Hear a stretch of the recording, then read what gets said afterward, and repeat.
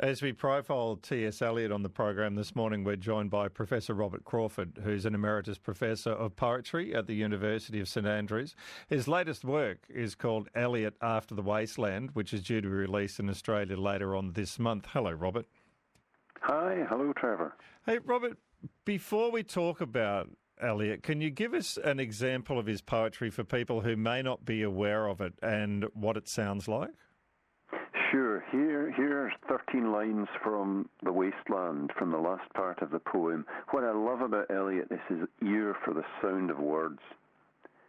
If there were water and no rock, if there were rock and also water, and water, a spring, a pool among the rock, if there were the sound of water only, not the cicada and dry grass singing, but sound of water over a rock, where the hermit thrush sings in the pine trees, drip, drop, drip, drop, drop, drop, drop, but there is no water.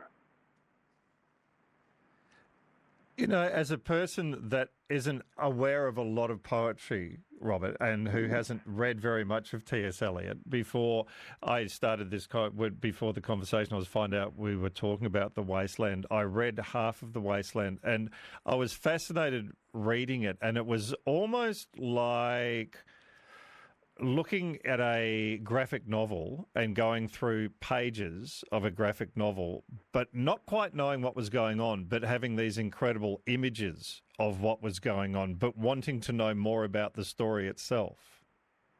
Yeah, it's an incredible soundscape too, a soundscape that ranges from very simple language like the title, The Wasteland, or like that bit that I just read out, which is in very, very plain English, to other passages that bring in foreign languages, even bits of Sanskrit, and just sound very, very weird if you're an English speaker. Yeah. The poem ranges all over the place and it shakes you up.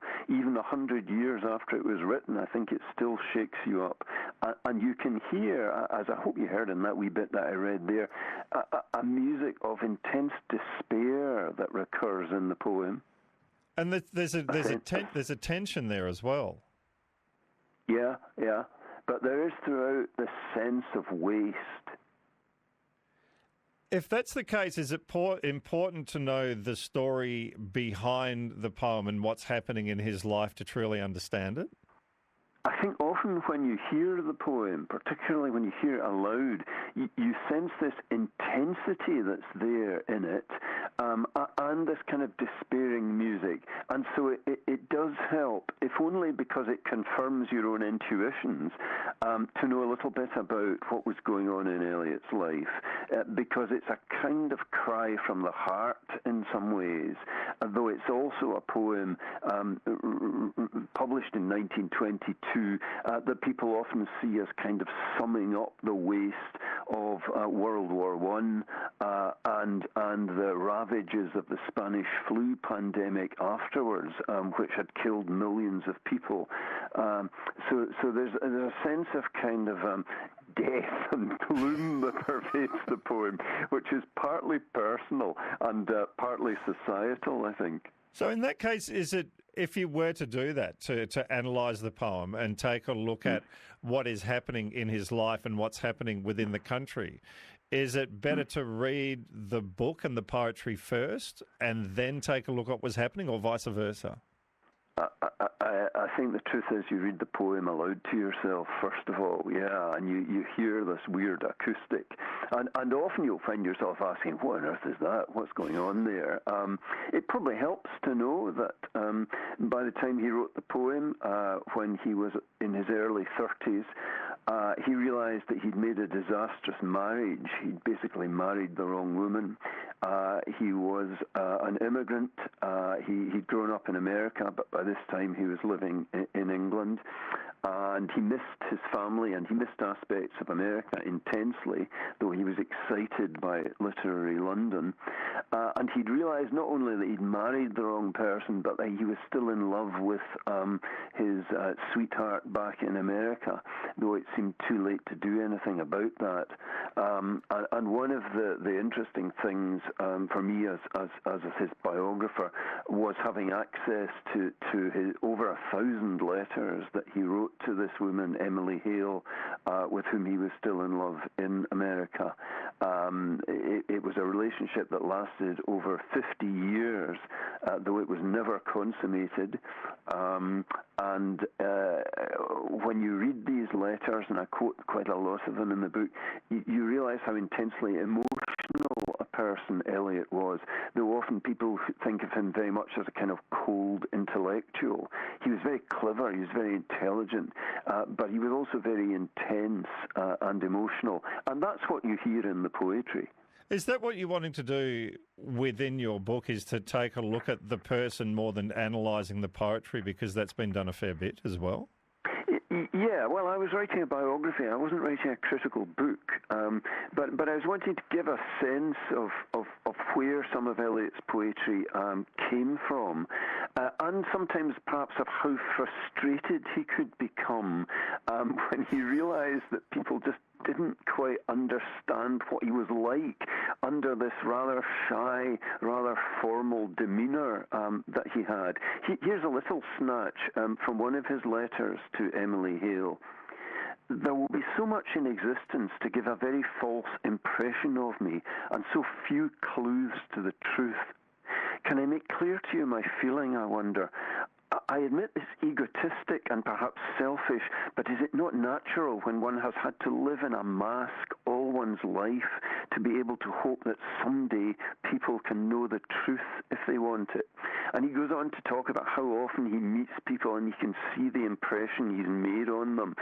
And he wants to say, no, you're all wrong, it's like this.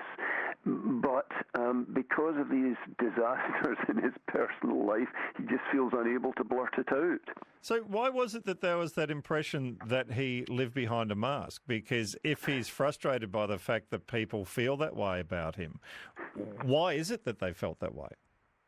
Well, to some extent, I think he's trying to keep up appearances. He's trying to make the best he can out of his marriage to Vivian, his wife, who eventually goes mad, and was clearly an extremely difficult person to live with. I think Eliot could be difficult to live with as well, but Vivian probably even more so. And he is trying to keep a secret this relationship, which goes on for decades, conducted largely but not exclusively by letter with Emily Hale in America. Emily would come over to England from time to time, and Eliot would meet her, and he also went to the States quite often, and he would meet her there.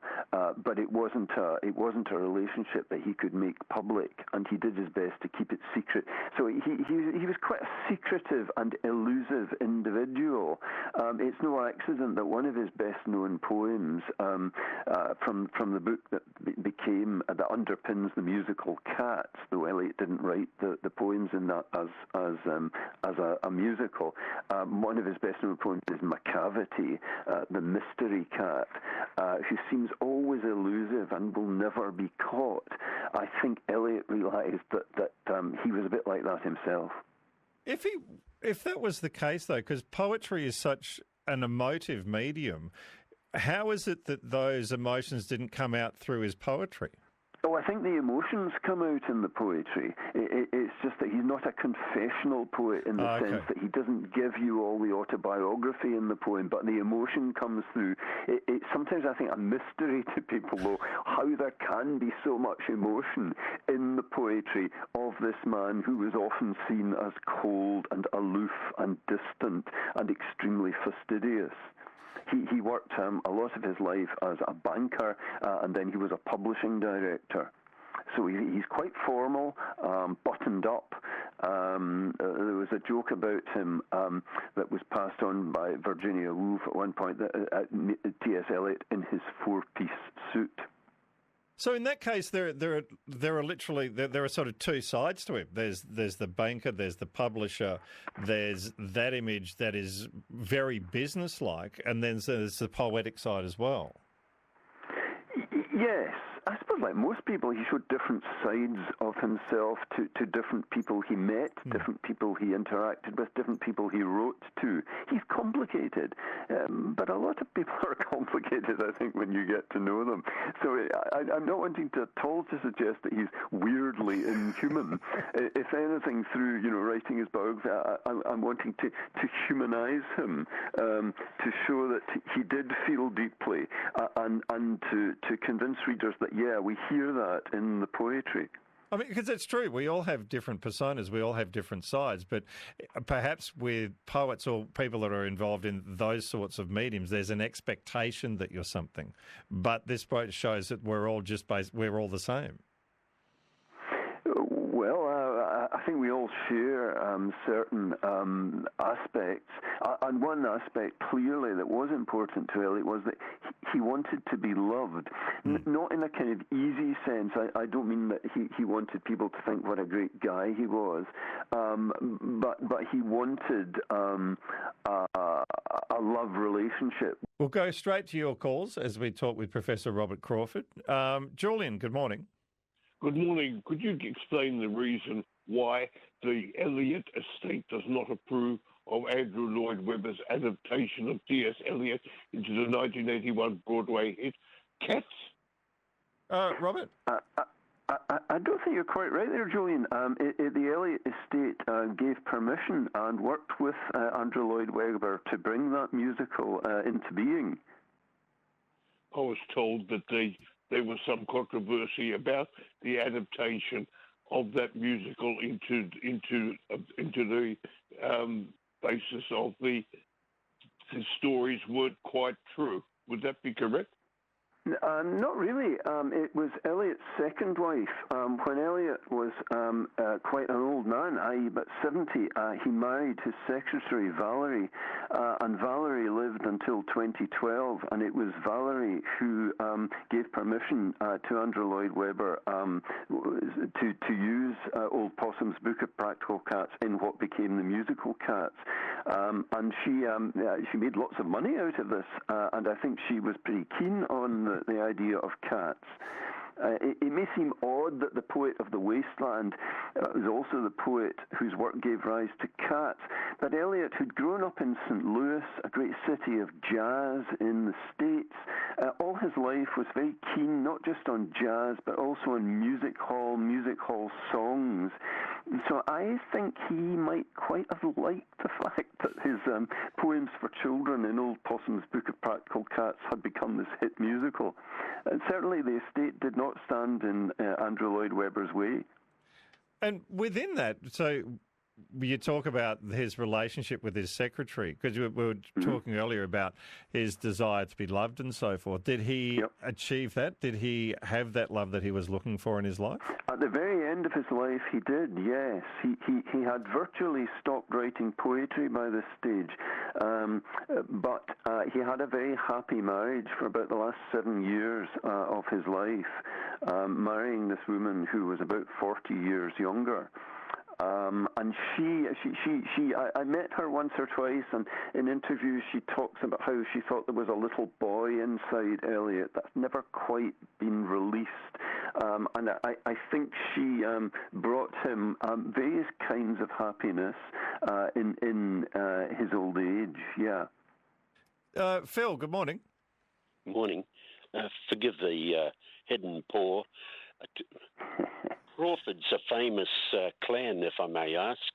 Braveheart's mother was a Crawford. I'm slightly amused. Why cats? Well, you probably answered my question, but considering that cats here are a menace to wildlife, and you have to keep them in after 11 o'clock. I've even got a cat now who wants to get out. Dick Whittington gave approval for cats to roam around the city of London. So why did he come up with all this poetry on cats? His dad was quite keen on cats. Eliot had a drawing of a cat that his father had made. Eliot also, as I suggest in the biography and was saying a moment ago, is quite an elusive character, quite shy. I suppose you could say there was something feline about Eliot himself. People found him often kind of hard to pin down, and he knew that. Don't you think cats are sometimes a bit hard to pin down? They lead their own, sometimes almost inaccessible lives. And when you take it, like when you look at cats as the animal, they slink, they move around, they have communities. They're not as robust and boundy as dogs, so probably as much interesting or as interesting to write about. Yeah, I think he liked writing about them. I think also Eliot never had any children, but I think he would like to have had children.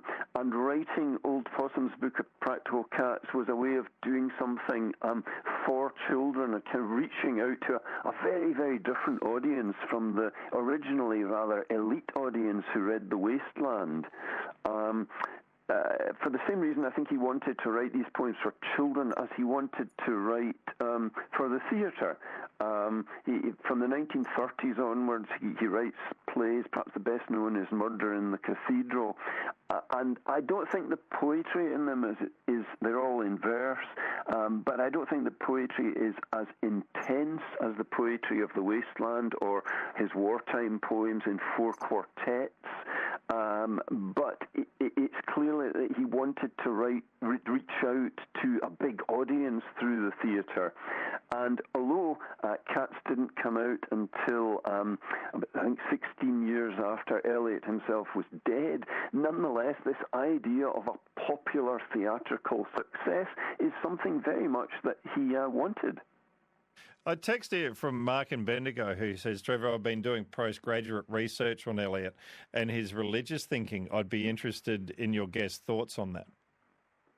Well, he is a great religious poet. The Wasteland, although I think ultimately it's a poem of despair, is a poem about searching for some kind of system of values that one can live by. And that desperate search eventually takes Eliot via his poem, The Hollow Men, which very famously ends not with a bang but a whimper, and is also a despairing poem. But takes him beyond that to a commitment to Christianity. He joins the Church of England in 1927, becomes a Christian. He'd grown up in the Unitarian Church in America, but Eliot didn't really regard that as part of the Christian fold. And quite a lot of his poetry after he joins the Church of England is not evangelical poetry at all. It's not happy clappy. It is not kind of easy welcoming poetry, but it is a kind of intense engagement with religious thinking. You could say perhaps that he's one of the greatest religious poets of the 20th century, perhaps the greatest religious poet between Christina Rossetti and Les Murray. How does it that he goes from studying philosophy and writing poetry into the world of things like banking and publishing? His dad had run a very successful brick company in St. Louis. So he came from T.S. Eliot came from quite a well-off background and a business background. And when he moved to England, he was quite lucky in his contacts. He knew various people in the Bloomsbury Group, including Maynard Keynes, the economist who did work for the Bank of England. And so Eliot eventually gets, through a friend, gets a job with Lloyd's Bank in the City of London, and is taken on to look after work that involves a lot of translation activities. He knew quite a number of languages. So he was fairly versed in business in terms of his background, though you're quite right, not in terms of his postgraduate work in philosophy. It was that experience in banking, as much as anything else, that got him his job in publishing, because he was really hired to work for what became the firm of Faber and Faber in London, not only because he had great literary contacts, but because he had a sound financial head, and he kind of liked dressing as a banker, and people complained sometimes when they met him that he didn't seem like a poet, he seemed like an accountant. It was, if you like, another of his masks. George, hello. G'day, Trevor, and g'day, Robert. It's wonderful to hear your wonderful Scottish brogue reciting the great master's work here. But I actually became introduced to Eliot in a quite unusual way. I was in a youth theatre group in my late teens, and in the studio next door was an adult group rehearsing another piece, and it was actually a collection of Eliot's poetry that this director had sort of put together from a whole bunch of different Eliot poems under the wonderful title "An Evening with T.S. Eliot, Light Refreshments Will Be Served." But it was in the height of the punk era in the late 70s, and he'd taken Eliot and taken it out of that sort of musty kind of Oxford sort of dry literary canon in some ways, and just created this incredible performance poetry piece. I mean, they had sort of images. It was actually performed in a church with a kind of big pulpit, and on the face of the pulpit they stuck up a big photo of Johnny Rotten from the Sex Pistols with brass tacks in his eyes, incredible demonic image, and reciting all this wonderful Eliot poetry, but in a kind of creating this kind of almost post-apocalyptic narrative there by stringing together different poems. But yeah, I actually was amazed to find out that he'd actually come from America originally, and that was only many years later, because he sounded so British to me. And but what I wanted to ask you was about the theatrical side of it, because he did actually write a number of plays, including famous ones like Murder in the Cathedral, which is about the death of Thomas à Becket, that was done all in verse. Yep. But there seems to be that this idea with cats that people are scratching their heads about, it seems to me that his poetry has a wonderful theatrical bent to it. I mean, many years later I saw a production of The Wasteland done, where again, it's been done in many different ways. I just wanted you to comment on his relationship to the theatre. I think you're absolutely right, and he's clearly interested in the theatre from his early childhood onwards. The Wasteland was originally entitled by Eliot, who was quoting a little bit of a Charles Dickens novel. It was originally entitled "He Do the Police in Different Voices," and it's a poem that is still very, very weird to hear, because there seem to be so many different voices in the poem, and sometimes we can't quite tell whose they are, and they speak over each other, they interfere with each other, they speak in different dialects and even different languages, in a way that helps it become a kind of world poem. And the Wasteland is not one particular territory, it's a kind of psychological territory inhabited by lots and lots of different speakers. That sense of multiple voices, I think, fed into his wish to put different characters in dialogue with each other onto the stage. We should point out that, and at this stage, that when we're talking about poetry, and we're talking about very long-form poetry, was he influenced by Shakespeare? He loved Shakespeare. He knew lots and lots of Shakespeare. Funnily enough, in The Wasteland, as you maybe remember, there's a line, oh, that Shakespearean rag, it's so elegant, so intelligent. And what he's doing there is kind of fusing Shakespeare with the Jazz Age. But he knows his Shakespeare. He alludes to Shakespeare several times, including in one of his many times, including one of his most beautiful poems, Marina, which refers to Shakespeare's Pericles, where a daughter seems to have been lost and drowned, but then miraculously reappears. I think he had a very deep knowledge of Shakespeare, and just his ear and his head were full of tags of Shakespeare.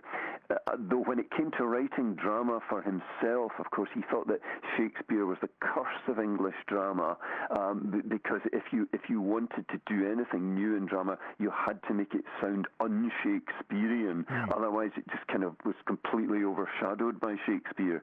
So Eliot often went to ancient Greek drama to kind of pattern his plays. And did he stay away from doing the same sorts of rhythms as Shakespeare as well, with the iambic pentameter and that sort of thing? Yeah, he has a sense of the iambic pentameter, but a lot of his poetry, not all of it, but a lot of it is written in free verse. So there is a strong sense of rhythm there, but it's not pentametric. Barry joins us. Hello, Barry. Good morning, Professor. Look, I became a great fan of T.S. Eliot doing that HSC back in 1968, and particularly with the love song of J. Alfred Prufrock and Rhapsody on a Windy Night. Could you perhaps give us some background as to the famous J. Alfred Prufrock and maybe Rhapsody on a Windy Night, which became a song as well? Yeah, well, what's amazing about the love song of J. Alfred Prufrock is that he writes the poem when he's about 21, so it's just an astonishingly mature work. It's a poem that really kicks off in some ways, in English at least, what we think of as literary modernism. And he's written it in America. Well, he's written it partly in Paris and partly in Munich. He had this kind of year abroad.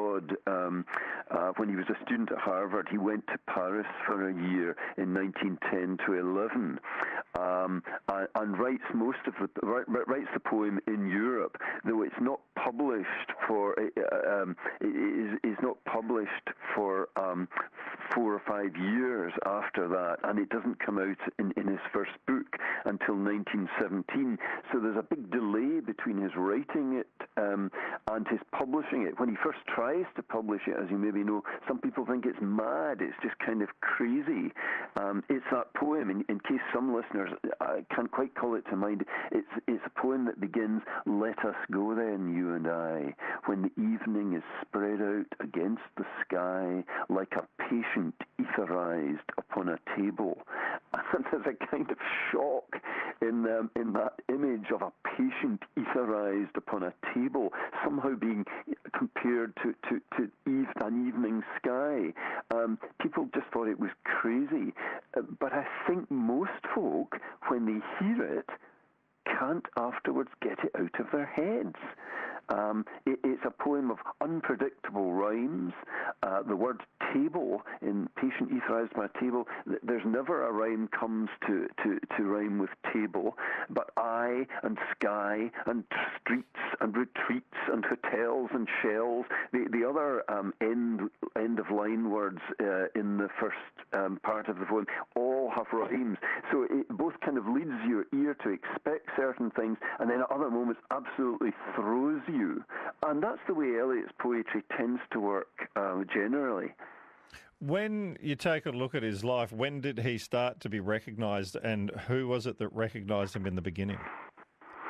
A small number of people recognise that first book, Prufrock and Other Observations, when it comes out in 1917. But of course the war is still going on, and these poems aren't war poetry at all. They're kind of it's a rather odd book to come out late in World War I. Catherine Mansfield meets Eliot and falls in love with the love song of J. Alfred Prufrock. Members of the Bloomsbury group, including Virginia Woolf, are very impressed by Eliot's first book. It's Woolf and her husband Leonard Woolf who become the first publishers of The Wasteland as a book in England.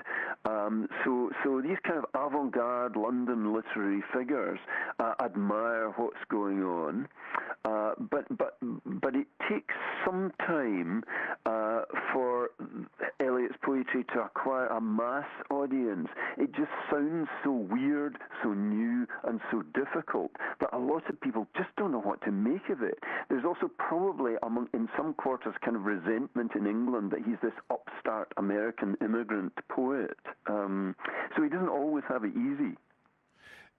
Have you got more to write about Eliot, in that this is the second book? Have you got more to go?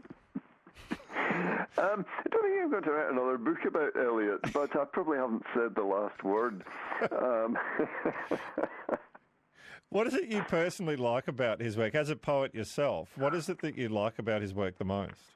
It's the ear for language. It's just an absolutely remarkably astute and acute ear for the music of words. What he himself called the auditory imagination. He kind of presents this as going down into kind of very depths of the mind and the consciousness. And when I read his poetry, especially when I read it aloud, I feel it doing that to me in a way that very, very few poets manage. So to me, I'm just kind of constantly astonished by him. He remains a master. And that's why, in the long run, his influence has extended not just throughout the English-speaking world, but to China, to South America, across Europe.